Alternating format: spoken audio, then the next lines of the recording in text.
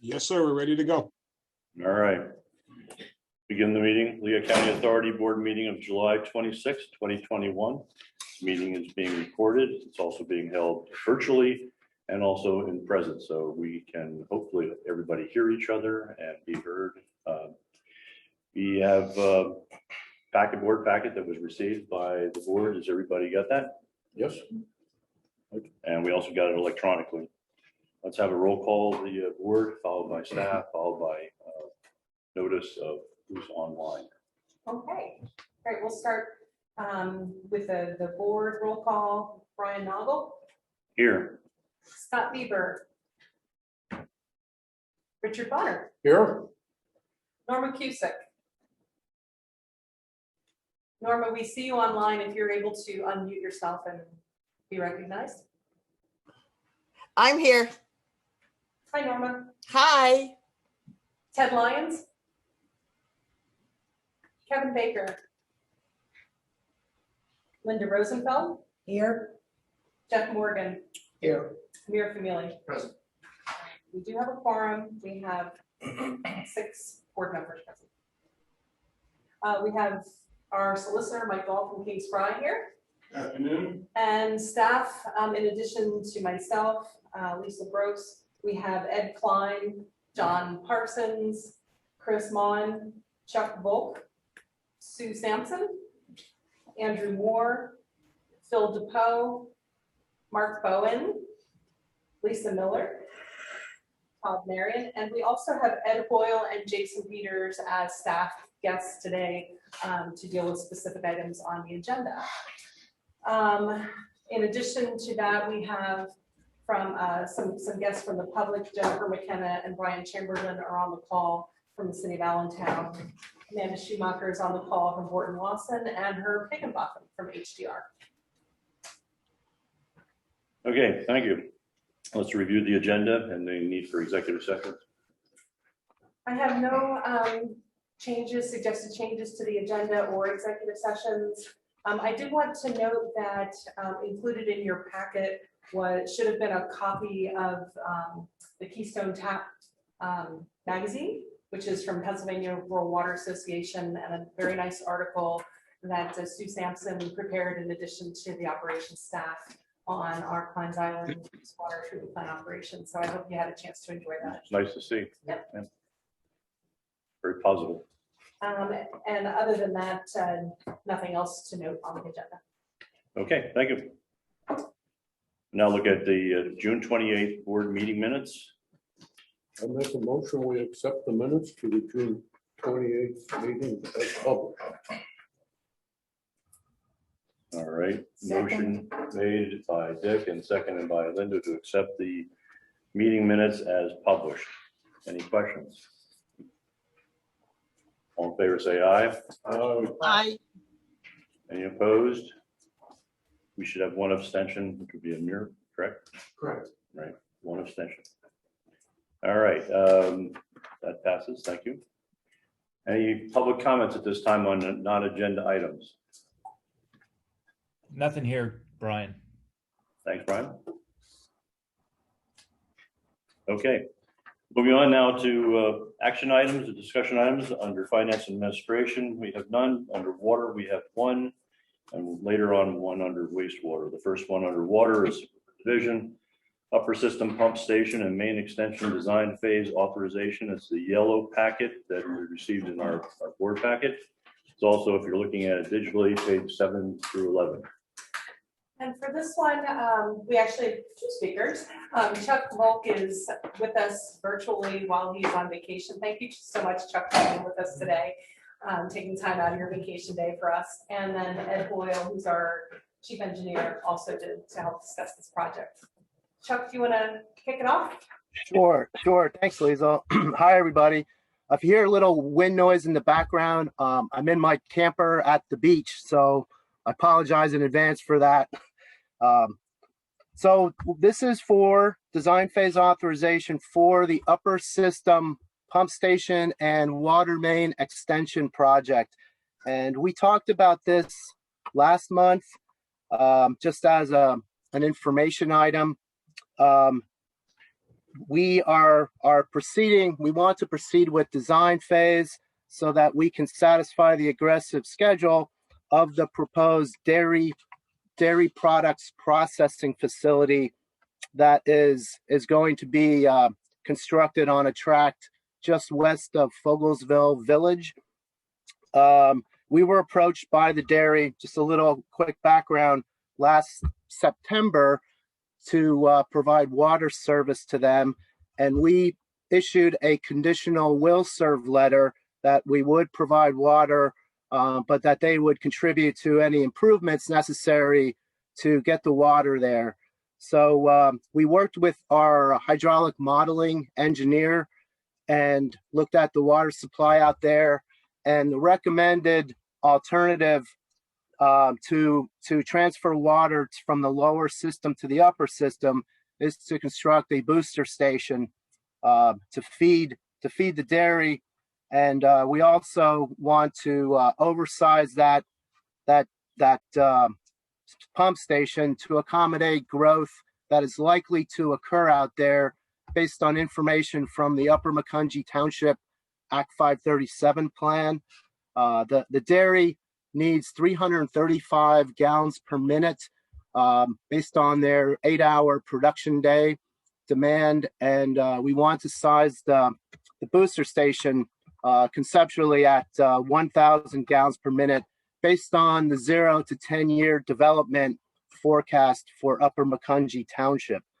And so Capital Works solicited 3 proposals from 3 engineering firms that have done similar projects for us in the past. Those 3 firms are Buchard Horn, Gannett Fleming, and Whitman Requart. The proposal results you'll find on page 2, and Buchard Horn was significantly lower than the other 2. You'll see a pretty wide stretch of prices there. We questioned Buchard Horn about their hours, the number of hours that they built into the proposal. They are comfortable with the proposal amount. They understand the scope.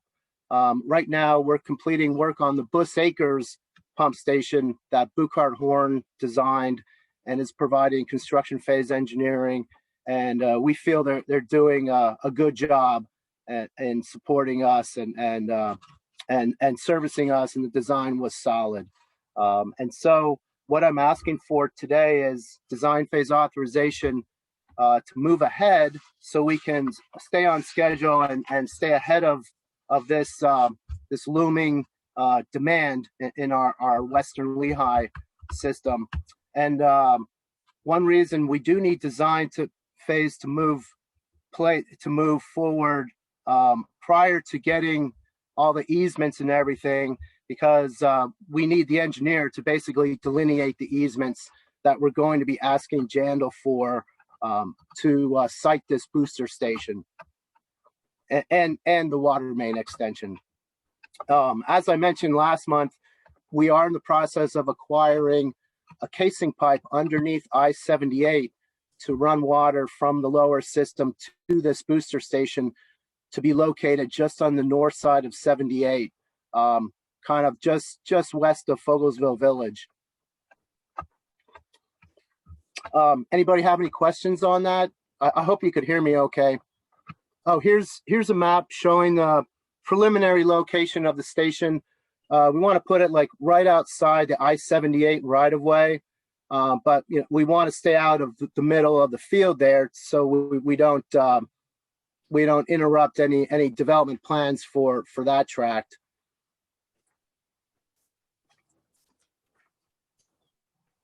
Hey Chuck, this is Amit.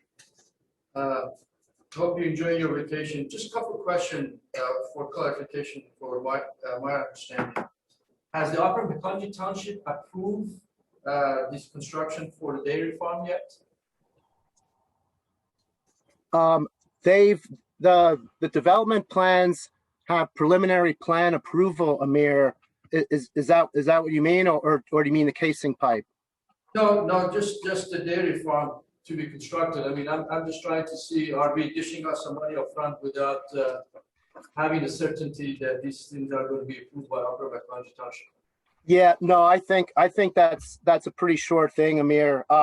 They, like I said, they do have preliminary plan approval. We have been in regular contact with their engineer, Pidcock Company, and they're moving forward with final development approval. Maybe Ed can weigh in on that. Ed, maybe you know a little bit more about the final approval status. No, I know nothing. Okay. Uh, Yeah, I mean, it seems like a sure thing, Amir, but they don't have final approval yet. The second question is, I think that you have the total estimated project, $1.8 million. Correct, if I'm not mistaken? Yes, that's correct. I'm just looking for, we are dishing $1.8 million and always, by something might happen, a dairy farm closed in 3 years. I'm just trying to see how we're protecting, all the ratepayer here. What kind of take and pay, I don't know what term to use here, that we have that somehow that we recoup that $1.8 million that we're putting out up front. It's the right thing to do for development of my country. I'm just to see how we're protecting, the return on the $1.8 million investment. Okay. If the dairy would pull out, we're still going to need to get more water to that area. Maybe we would regroup and downsize the station a little bit, but we're going to need more water out there. So I think the station is inevitable. As far as the return, Ed Klein has run those numbers. He's run numbers assuming just the dairy with no additional development, and the payback period based on the revenues we would get back is pretty short. We reviewed this at the last meeting. I'm sorry, No, that's okay. That's okay. It's a good question. We reviewed it conceptually at the last meeting, and the numbers that Ed had run was about a 7-year payback. It was a 7-year payback. I apologize. My memory isn't that good that I remember the exact number. Yeah. We ran it so I think it was between 6 and 7 years payback on dairy only. There's also possibility that there's other people coming in, and all that does is just narrow the window down. Thank you. And Chuck, didn't you say last time this station is going to serve as a backup for other existing customers as well? Yeah, I mean, it certainly enhances resiliency, Jeff. In event that the CLD auxiliary pump station would go down, or one of our upper system wells, well 5, 6, or 17, if we would have a long-term outage at one of those wells, I mean, this station would certainly enhance redundancy and resiliency. Chuck, question on the casing that goes underneath 78. Are we going to get full access to that pipe's diameter, or is it going to be shared access? No, we will be the sole user of that pipe. The township did approve the acquisition agreement.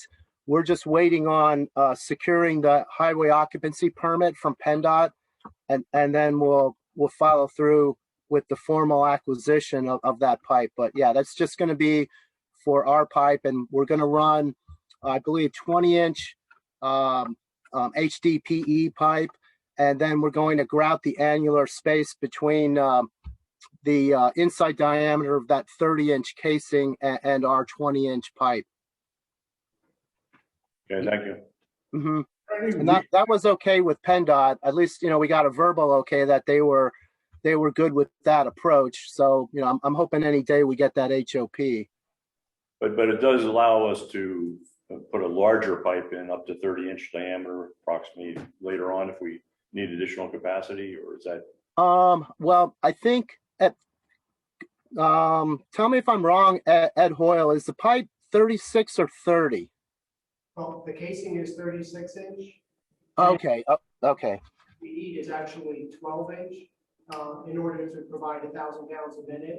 But in consultation with PennDOT, initially, it was decided that a 20-inch HDPE pipe would be best to put through there. And then if something did change on either side, we're still good. Thank you. Dick had a question. Is there any retail function associated with this project?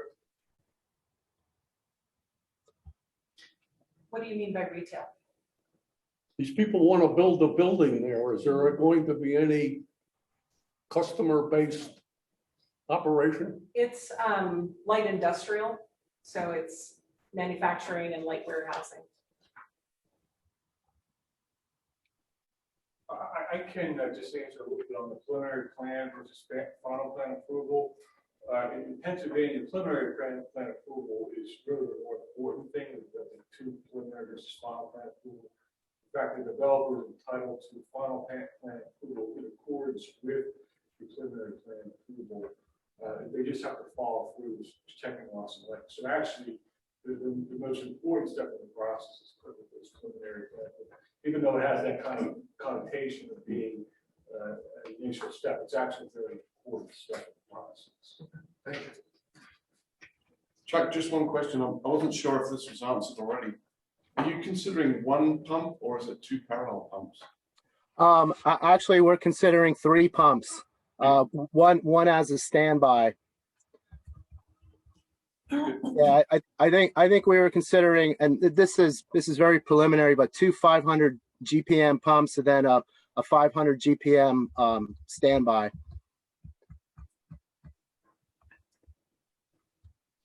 Okay, any other questions by the board? Any questions?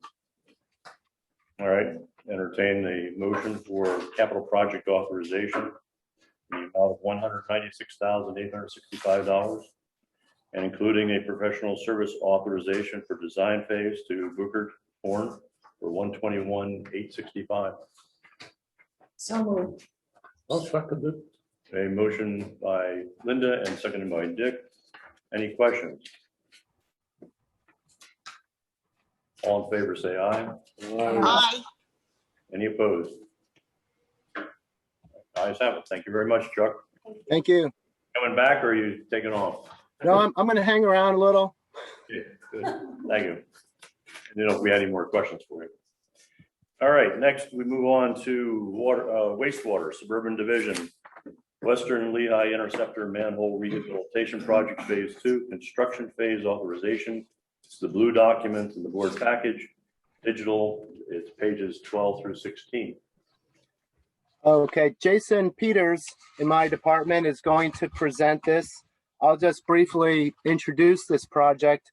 It's phase 2 of an annual upgrade project that we're doing for key manholes in the Western Lehigh Interceptor. It's basically a combination between asset management and flood proofing manholes. Jason did his own analysis and determined which manholes get submerged in different intensity storms. And so we went on focused investigation of all the manholes, and we identified key manholes for upgrade. So Jason, I'll let you take it from here. Thank you, Chuck, and thank you for the introduction. Some project background per the Act 537 requirements and the regional flow management strategy commits LSA to reducing the defined quantity of access of wet weather flows in the Western Lehigh Interceptor, just like Chuck had mentioned. Projects and project overview. An inspection of the manholes was performed in 2015 by Arcadis, and manholes with active and potential leaks were identified. In 2019, we went back and re-inspected those manholes again with Arcadis, which then was developed for the 2020 construction phase that was authorized by you guys, and moved forward. And we did some pretty intense repairs out on the system at that point. In early 2021, starting phase 2 of this, we went out with Keystone Consulting Engineers, myself, Chuck came out for a day, and we took a look at the system again, once again, because remember on later in December of 2020, we had a pretty significant flooding event. So we wanted to go back out and look to see if there was additional damage or potential areas of impact caused by inflow and inundation out into the system, really focusing really heavy on the upper and lower Macungie Township areas to continue on heading downstream in the system. Inspections definitely revealed numerous additional deficiencies, offset frames and covers, damaged frames themselves, cracked and missing concrete parging, really identified manholes that were inundated by floodwaters on a significant level, but also through the analysis that I put together, looking at the actual rim elevation and watching the creek elevations change through rain events, we decided to really focus on the ones that really get impacted right away with a 3-foot minimum rise in the creek elevation. To put that into perspective, in the December 2020 flooding events, there was nearly 9.5 feet of elevation change that occurred in the stream at that point. So we decided to go ahead and put together a project. The rehabilitation work proposed for the project, we're going to raise a couple manholes with some adjustment rings we found some manholes that were actual flush with the ground, and in a couple cases, some that were buried still. So we're going to raise approximately 12 of those, and then we're going to go ahead and install new watertight frames and covers, which is approximately 49. To give you some background on the covers, I see Liesl just put up the location map here. I'll touch base on that first before I get into the covers here. You can see in the upper right-hand corner the location of our main office, so to kind of give you an idea. One area that we're going to go ahead and take care of is right across the street from the pretreatment plant, the Browningsville line, a section through Ancient Oaks and Ancient Oaks West area, and then following down through Winding Brook, also where the East Penn School District Middle School is, if you guys are all familiar with that area. So kind of down from the old Willows. So those are the areas we're really focusing on. The talk about the new watertight frames and covers that we decided to go with. It's a company called Hamilton Kent. The actual frames and covers themselves are composite material, allowing for some safety measures for our operators, since they're roughly probably anywhere from 1/5 of the weight or less than your standard cast iron frame and cover. The actual frames themselves are bolted down to the structure, and then the actual lids themselves are bolted down to the frame with a real heavy duty gasket material there that prevents inflow from coming into the frame and cover. Okay. When we went back out and continued on looking at the flood proofing, we did identify some of the structures that we went ahead and rehabbed the previous year in 2020.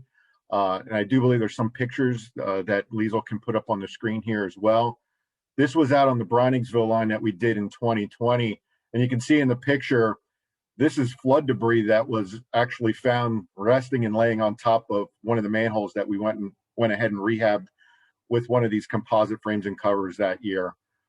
This area here, that manhole would have been approximately in the December 2020 flood, probably somewhere around 5.5 feet of underwater at that point in this area.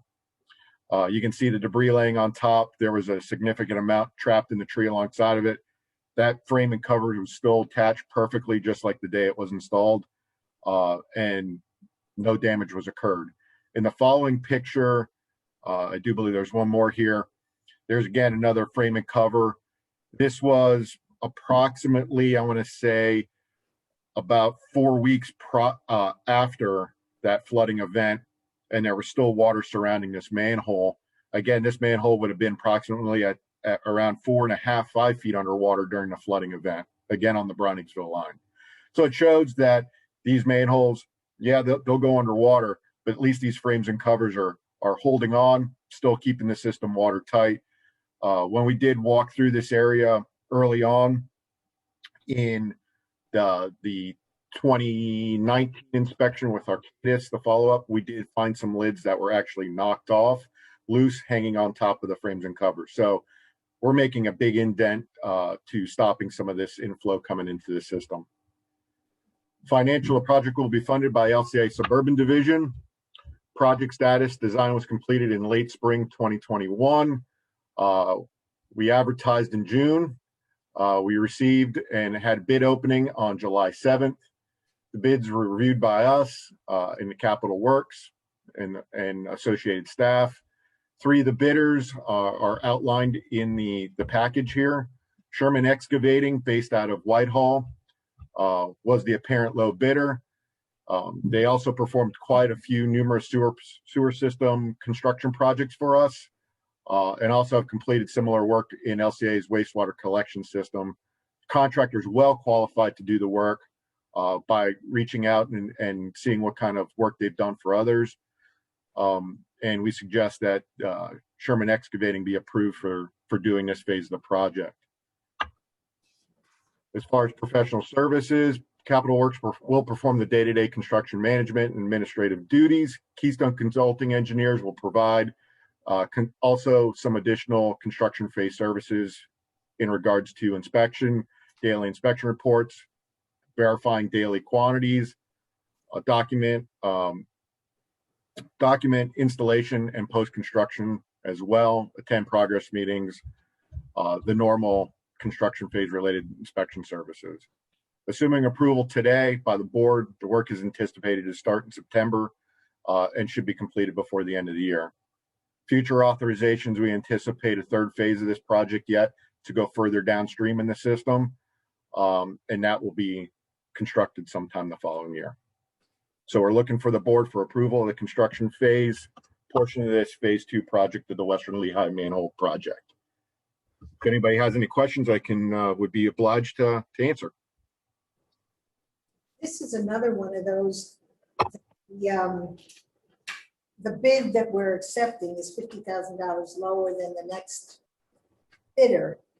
And it's not that high of a bid in the first place. I don't know where all these bids are coming from. I mean, I'm glad to see it, obviously. But is there a reason for that? The reason between the discrepancy in the evaluation between the 3 bidders is what you're asking, correct? What I see, at least from the bids and the bidders that are here, are the significance and scale of the type of contractor that are bidding. Sherman Excavating is a smaller outfit compared to your Anrich and Joe Allen Bradley.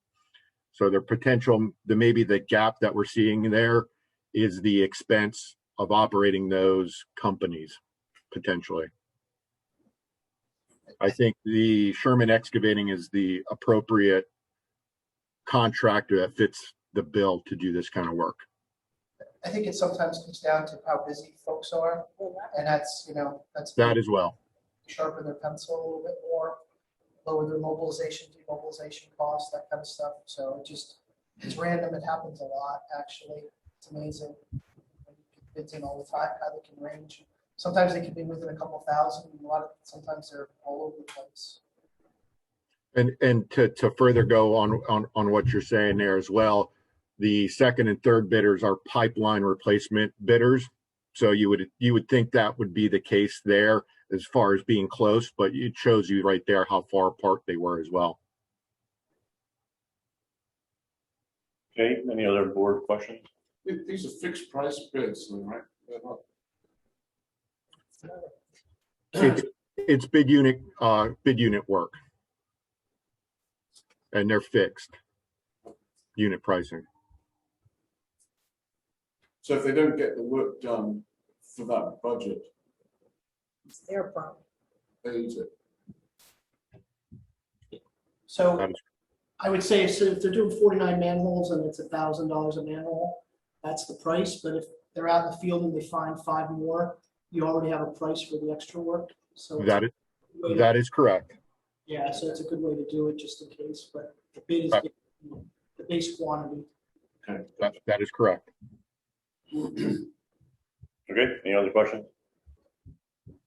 Okay, we have a capital project authorization for construction phase for $177,740 with a contract for construction, general construction to Sherman Excavating Company for $139,620.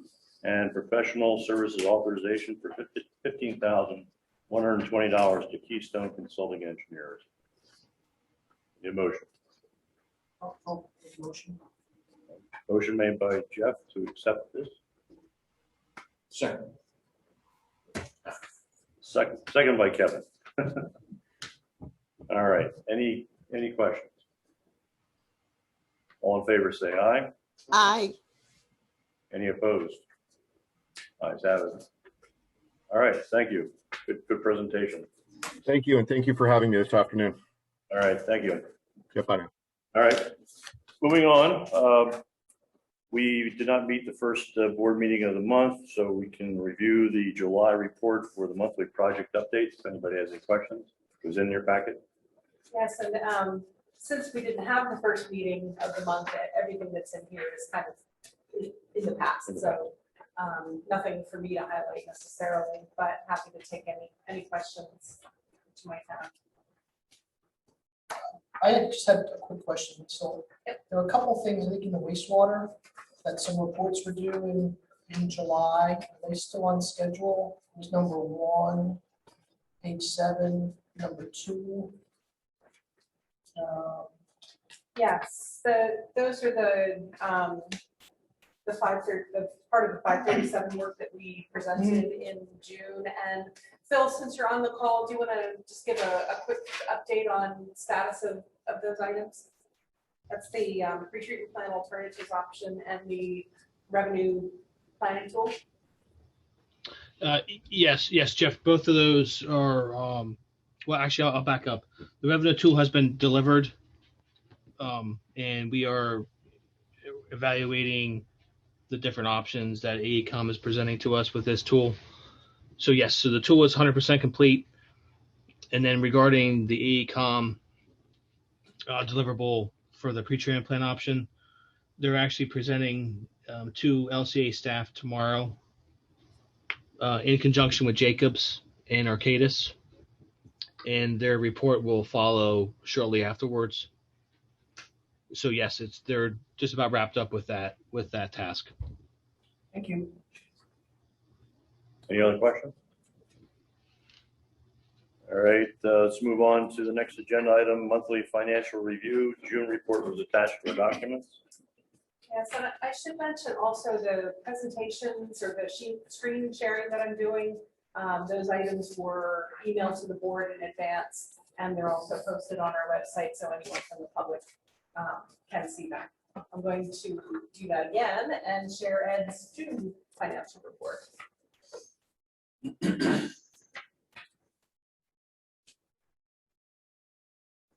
Ed. Okay, so we'll take a look at financial results for the month and year-to-date June for the month. Grab back here, positive and negative. Suburban water was on the negative side. Suburban wastewater was had a nice, healthy, positive net income. City division was negative, and because of the nice, healthy income on wastewater, LCA ended up on the positive side. The good news is, across the board, all three funds, they were better than forecast. That is for both water, wastewater, and city division. So total LCA was also on the positive side with respect to forecast. So as we take a look at the cash flow statement, Suburban Water was ran at a deficit, wastewater surplus, and city division ran at a deficit as well. So in this particular case, LCA was on the deficit side. Again, good news is we had predicted most of this and forecasted most of this, so we were favorable on water, wastewater, and city division, and so therefore we're also favorable on the total LCA side. So for the month, compared to forecast, we look good for both income statement and cash flow. Okay, where we are year to date, I like the top one, all green. Income statement is positive for both water, wastewater, and city divisions. So LCA is $4.2 million of net income. Compared to forecast, we were also on the positive side for water, wastewater, and city division. So we were $1.2 million favorable on the LCA side, with all three funds showing favorable variances. So positive income, positive variances. As we get into cash flow statement, we are year-to-date deficit in suburban water and also in suburban wastewater. City division is on the positive side year-to-date. And because of that big number year-to-date, LCA is on the positive side. They basically washed away the deficits on the other two funds. Also, good news across the board against the forecast. We're up on water, wastewater, and city. So we're up for total LCA as well. So that's good. On the debt service coverage ratio, you can see the 1.35 and 11.4 and 1.79. All of them are better than we had forecasted, and all of them are above our internal target of 1.20. Just some of the major factors affecting each of the funds. Kind of repeat a little bit on suburban water. The income was favorable, so a positive net income was also higher than forecast. Kind of driving that was really operating revenues were higher, because that was somewhat eroded by slightly higher operating expenses. The investment incomes have run lower the whole year, and interest expense was a little bit higher year-to-date. So the operating revenues on the suburban water side have really carried that fund with respect to net income. Cash flows were at a deficit, but also better than forecast. And because of the better net income position, we have higher cash from operations. Interest payments were a little bit lower. CAPEX is just slightly lower, and again, so partially eroded, smallly eroded by lower investment income. So, sir, Ed, what's driving those higher operating revenues? Is it more houses coming on the street, more buildings coming on the street? I think just we were we forecasted a little bit conservative side on the volume side, so I think they're just beating our somewhat conservative. I think we're using more water. Wastewater. Again, good news. Net income was greater than zero, so it's positive, slightly higher than forecast. And you kind of got a mix in here. Operating revenues lower, but we more than offset that with operating expenses that were lower as well. And investment income didn't help, but what really drove that was the lower operating expenses, or better operating expenses. Cash flows, deficit, better than forecast. Again, higher cash from operations from the income. CapEx slightly higher, not much. I think it's less than $1,000.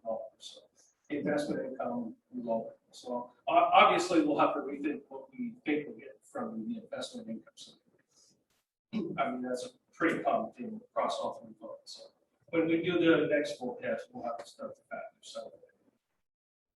The investment income estimates are we getting any outside help for investment? Yeah, we're taking advantage. I get some help from people in the suburban water and wastewater side. There's not a lot of investment in the city side. We're getting the best returns. It's just that I think we need to scale back what we think we're going to get. Now, keep in mind that doesn't throw the fund out of kilter as much as some of the other items. So, city division net income, again, positive. We're better than forecast. Operating revenues were higher. Operating expenses are lower. And that investment income slightly lower. So that eroded some of that favorableness on the income side.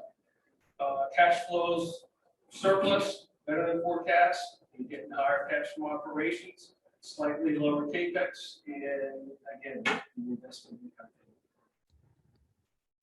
So just looking at some of the ratios, we're going to look at operating ratio here. Suburban water is 1.2, better than fiscal year budget, and also better than the internal target. So that's on the good side. Same thing as well as urban wastewater, that 1.3 is better than budget target and internal target. On the city side, you're almost at 1.92 versus 1.66 and 1. So LCA looks good, 1.54 versus 1.36 and 1. So all three funds looking good with respect to internal targets and fiscal year budget targets. All right, that was with depreciation in the mix. So this is without depreciation in the mix. So if we were favorable then, we should look favorable now, and we do. Some depreciation out of the picture we're covering. 1.6 versus year-to-date target that's like 1.5. So it's better than the internal target. Again, same thing with wastewater. 1.7 is better than budget target, but also better than internal target. City is 2.59 versus 2.1, so it's good and also better than the internal. So LCA in total 2.1 versus 1.76 and 1.20. So I would say that looks pretty healthy. So again, same question on the city, because the big story is the big revenue in the city. So what's that? Is that more water usage again? Or I think that the volumes are up. Most definitely. Again, when we do the forecast, we kind of try to phase it out in terms of what we've seen historically. And at this point in time, the first half of the year is running a little bit better than that. yeah, it's notable. I think we also have the impact of the phasing in of the new updated rates from the lease amendment that we did last year. By that agreement, we were able to phase them in the fourth quarter of last year, so we don't have that lag in the revenues that we normally see in the first quarter of the year. So that I think that's driving part of it. Forecast problem. It's just intriguing, right? Oh, it's such a big one. 2 quarters in it. Yeah. Really noticeable. Yeah. How does that compare to a year ago? That number. That number. Operating revenues across the board are up 2 years ago.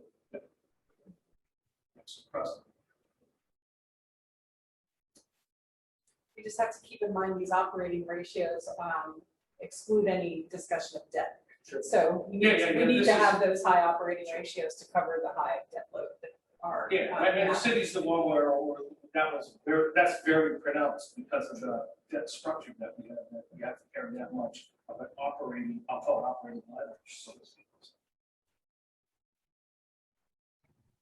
We did talk about debt service coverage again. All good news, 1.35 versus 1.2 and 1.2. Well, there's not a whole lot of debt that's thermal wastewater, so that gets to look good at 11.4 versus 8.17 and 1.2. Also on the city side, 1.79 versus 1.62 and 1.2 internally. So again, all three funds look good. LCD looks good. Operating revenues forecasts. Urban wastewater is down just a little bit, 1+ point.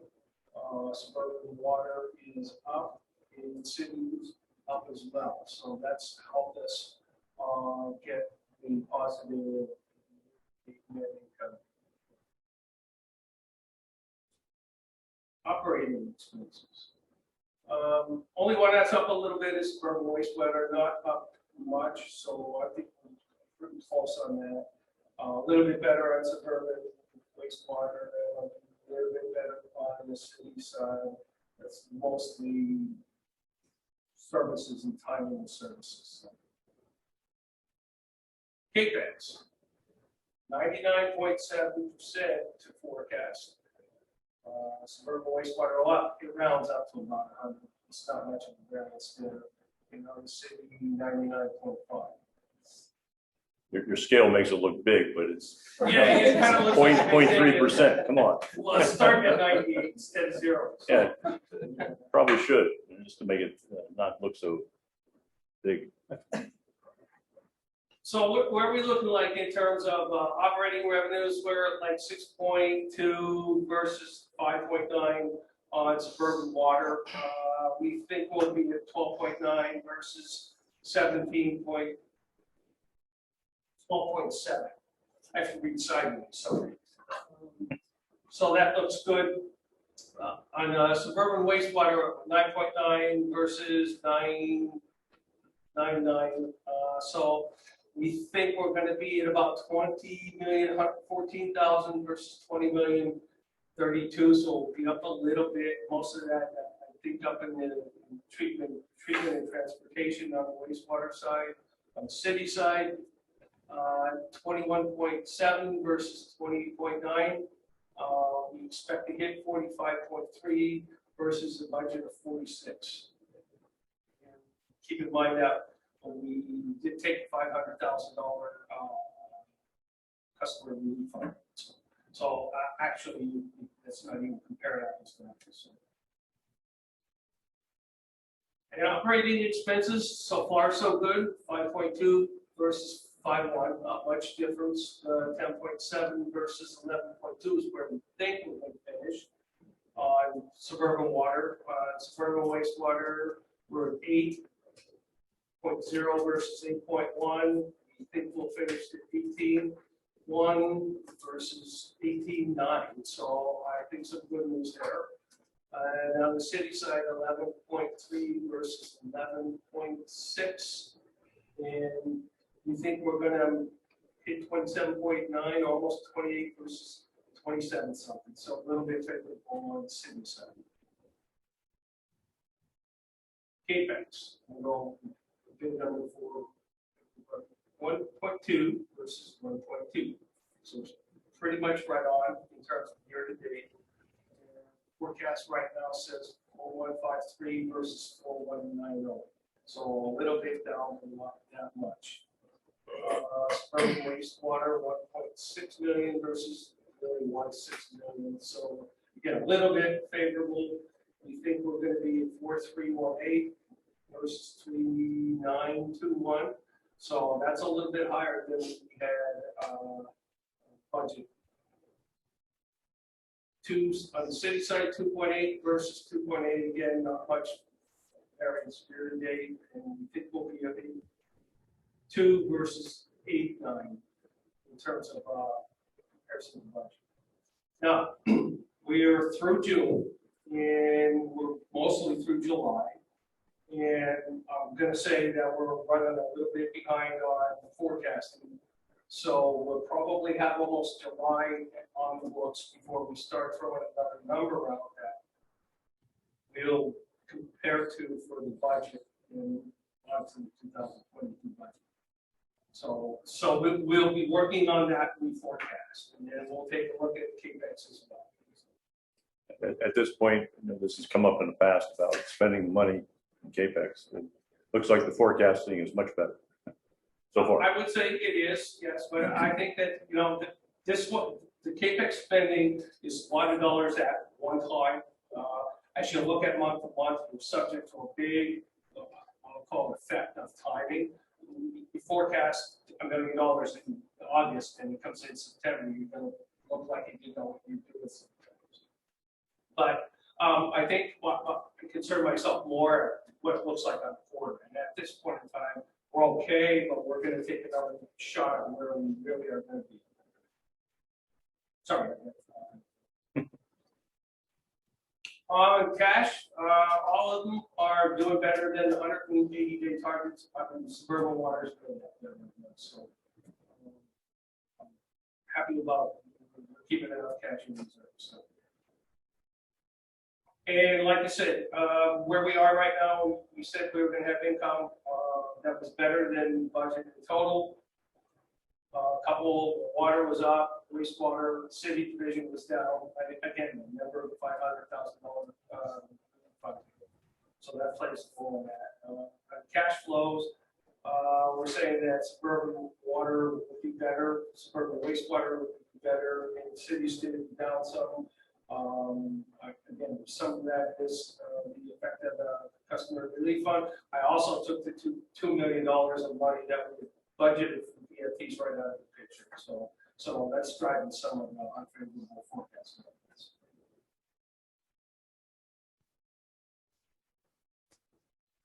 That is where we are here today. Taking a look at the forecast, probably after the bid see July. So I hope I like to get it after June, but there's just too many things. Financial statements still in the room, so. And do you want to, while we're on here, do you want to give an update on the 2019 or 2020?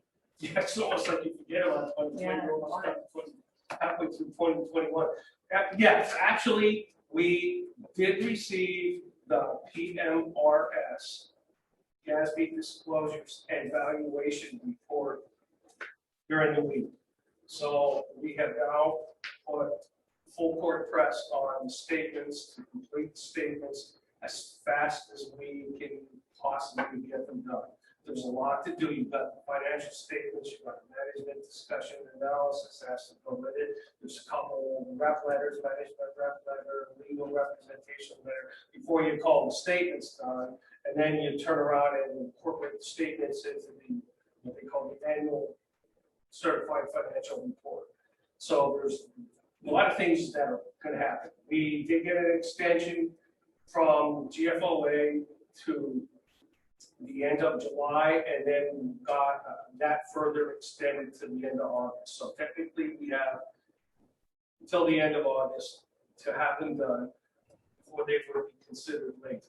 We would like to be earlier than that, so that's what we should. Okay, thank you. Any questions? Yes. How's the payment assistant program going? It is going slow. And I'll say, one thing that has happened in the intervening months since we authorized the customer relief fund is that the CARES Act has authorized funds for emergency rental assistance, which we've actually seen some positive benefit from. So customers who are having difficulty paying their utility bill can go through the emergency rental assistance program, they call it ERAP, and get funds toward their outstanding utility bill in addition to their rental payments. So we've been receiving more funds through that program than we have even through our own applications for our own program.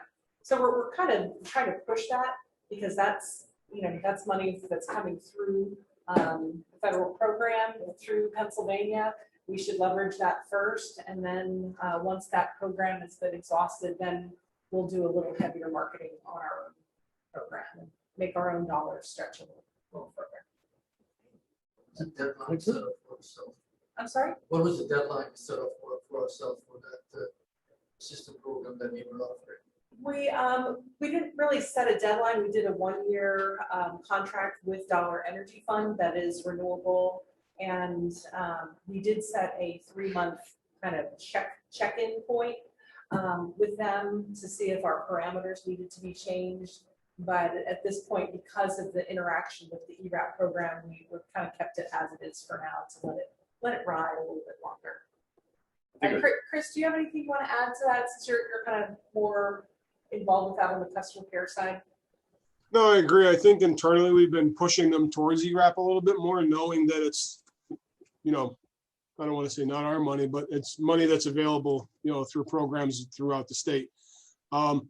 I do think we will need to revisit the current requirements when the time does come. I think it's definitely something that we could have another discussion about, because, we do get a weekly update, and actually one just came in during the board meeting, and there was a new grant just this past week, but we have been seeing 1 or 2 grants a week tops. So reevaluation is definitely in line, I think, once the ERAP program is kind of seen its course. I read yesterday that ERAP is like very far behind. There's a lot of money available and very few people have really taken advantage of that, but the numbers are increasing. Is there a deadline when that money runs out? I'm not positive of the deadline, but I know that there is one. So they're really, the community, the state, us all, everyone's sort of trying to push that program because there's a time limit to it. in trying to get those funds out. And it also ties to when certain moratoriums lift in communities for evictions and those kinds of things. So we've been really trying to push that program first and foremost, because it seems like that's where the county wants to see the focus as well. So. Okay, thank you, Ed. All right, moving on to item number 8 on the agenda, monthly system operations overview. June report was attached to a digital package, page 40. And John is on virtually. Yes, thank you. Hello, everyone, and this will be the operations report for June 2021. Water production in Allentown total 22.84 MGD. Sean Spring produced 7.38 MGD. Crystal Spring 3.77 MGD, and we pulled 11.69 MGD out of the Lehigh Creek. And we did not use the Lehigh River at all during June. Central Lehigh, total demand 12.38 MGD, 8.09 of that coming from Allentown. Well production from Central Lehigh was 4.29 MGD, and the sum of all 12 of the other suburban water systems totaled 130,000 gallons per day. Wastewater treatment, Klein's Island treated 33 MGD, pre-treatment plant treated 5.84 MGD, and the sum of all 5 of the other suburban wastewater systems totaled 200,000 gallons per day. Precipitation totals in June, 2.81 inches. Compliance reports submitted in Allentown, 17. No NOVs. There were no SSOs, but there was one bypass that I'll describe further in a second. Main breaks, Allentown had none, suburban had 1. Customer service phone inquiries, 1,292. Water shutoffs for non-payment, 283. There were no injury accidents and no emergency declarations. As far as the NOV and SSO goes, we had a single bypass during June occurring at Heidelberg Heights wastewater treatment plant on June the 12th and 13th.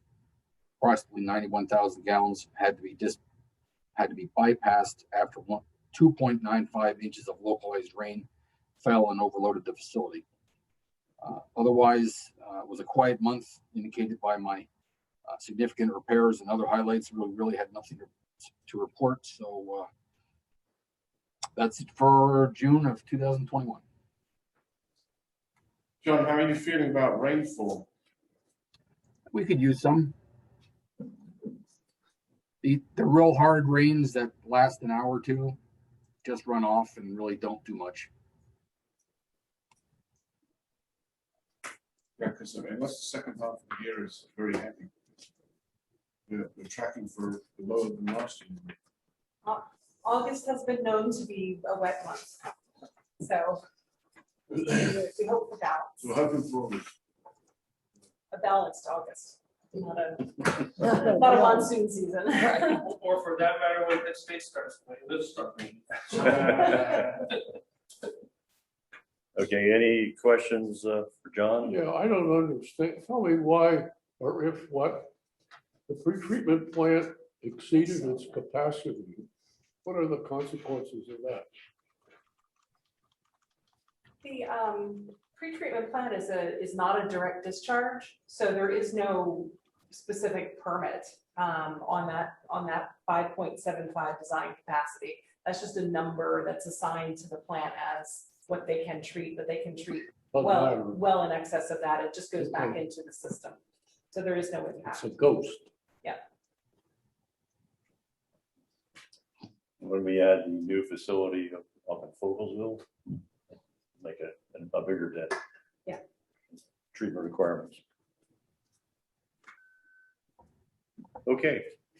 Moving on, staff comments. I have nothing additional. I do have one quick comment, follow-up. It looks like the ERAP program will run until at least September of 2022. So it was an 18-month program that started mid-March 2021. I have a question of staff. The Blitz Acres had a boil water advisory, and Yes. I didn't hear anything about that. Maybe I did. I missed it. John, I don't know if you have more details or Andrew about what specifically happened there, but boil advisories in our small systems are, hate to say it, but somewhat routine because there is not the redundancy in supply. So if you lose pressure, the whole system kind of goes out for a short period of time and then we're required to do a boil advisory. John, you have more you want to add on what happened there? Not really. We're still looking into the hows and whys, but basically we lost system pressure down to the point where certain houses had none. That wasn't low pressure, it was none. So like she said, that caused notices as far as boil water, and we got off it right away 2 days later, I believe, once the samples came back. So hopefully we figure out what it was and prevent it from happening again. Okay, thank you. Solicitor comments. I have one comment. The first one is that the Sunshine Act is the law in Pennsylvania that requires us to have a meeting to accept public comment for taking action at time. It was amended earlier in the summer by what's called Act 65. And the main way that would impact the authority is that you're required to post the agenda on your website. If you have a website, at least 24 hours in advance, which we have the agenda set well in advance, 24 hours. But there's limitations on or procedures how you can adjust the agenda once it's been publicized. And there's some general rules as to how you can do that, which apply on the authority code. There's very specific rules about types of situations. So we'll work through that when it comes time. It's effective August 29th. So the first meeting that it would come to play is the first week of September. So if we bring together an additional agenda item, or even removing an agenda item as well, we would have to, a majority of the board would have to approve that? Well, in terms of removing an agenda item, you would just take no action kind of thing. Really, is to alert people who might be interested in attending the meetings to address that kind of thing. Makes sense. And if you change the agenda, you have to put the amended agenda on the website within 24 hours. That way, someone who's interested in knowing what had actually happened can go in and see whether anything was changed. Okay, so you can put it on after, within 24 hours, as well as before. Well, you have to put it on after, yeah. If you change the agenda, you have to put the amended agenda on the website afterwards. Now, in terms of changing the agenda, it's a little bit confusing because they talk about different ways of when you can do that. One of them appears to be that if you just have a majority of members of the board at the meeting decide that they want to amend the agenda to add something, you can do that, which that doesn't sound too complicated. The other things they talk about is if you learn about something within 24 hours of the meeting that then needs to go on to the agenda, that's something you can do as well. And if there's a citizen request for a change in the agenda that does not have significant financial implications, that can be added too.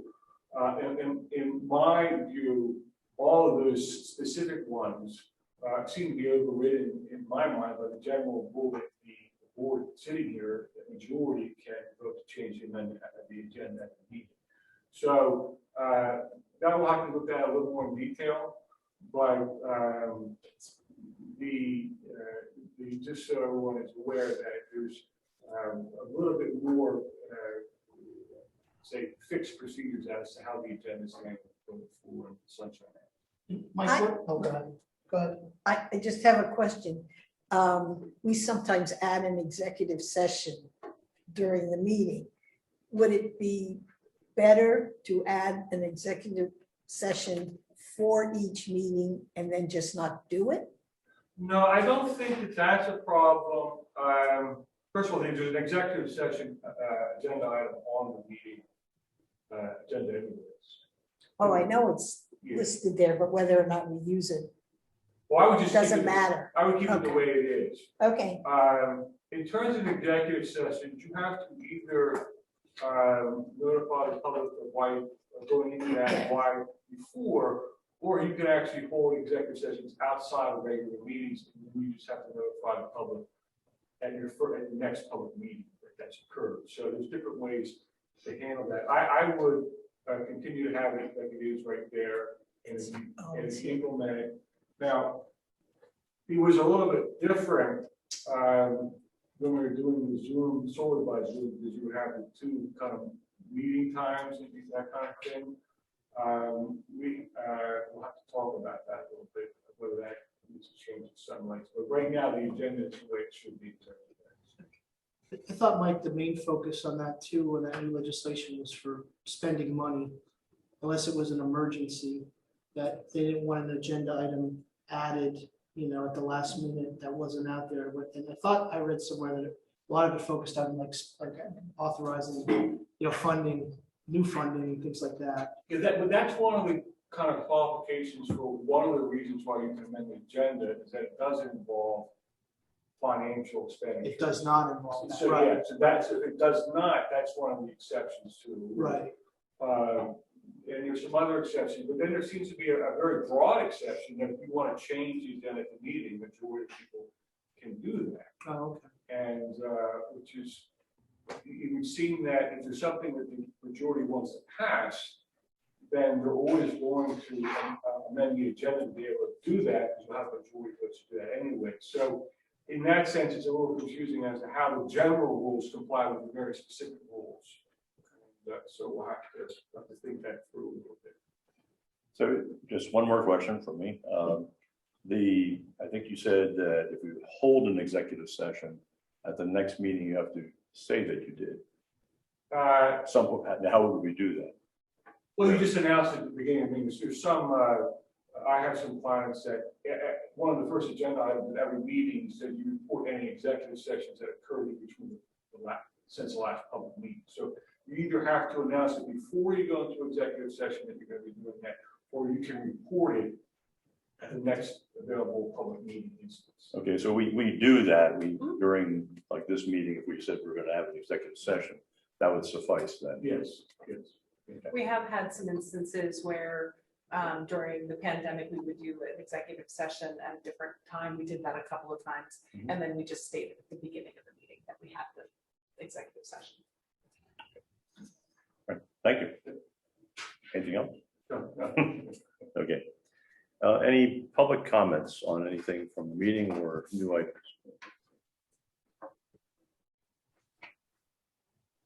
Nothing here, Brian. Hi, I'm sorry, it's Jenny. I do have a quick question, and it's about the water shutoffs. And it's really directed if COVID is making an impact. My question is there a greater lag time of getting customers back on service once they've paid? And I'm looking at this from the perspective of their financial situation, not the crew's ability to get them back connected. Hi, Jenny, it's Chris. I would say no. The numbers we're seeing and the turn-ons and the time between is really extremely similar. There's not been a greater increase of shutoffs due to, the lack of shutoffs for a year. And in regards to our crews in and out and getting people back on, the service restored, it's pretty consistent with what we saw before COVID. So Okay. Nothing that's been a major anomaly that we could pull out and say, wow, that's related to COVID. All right, very good. That answers my question. Thank you. You're welcome. Jenny, were you able to hear everything that was going on during the meeting? No, you last night. Yes, I wrote Chris to say, Brian and I discussed it, that we can hear better. There was one person that we couldn't hear very, very well. And we'd let Chris know who that was. So rather not embarrass anybody. All right, Chris has indicated he's working on upgrading our system so that we can improve it overall. So yeah, we really do appreciate it. There was much better sound. Thank you. Any other public comments? All right, we do not have any executive sessions, so we are now adjourned. Thank you very much. Thanks, everybody.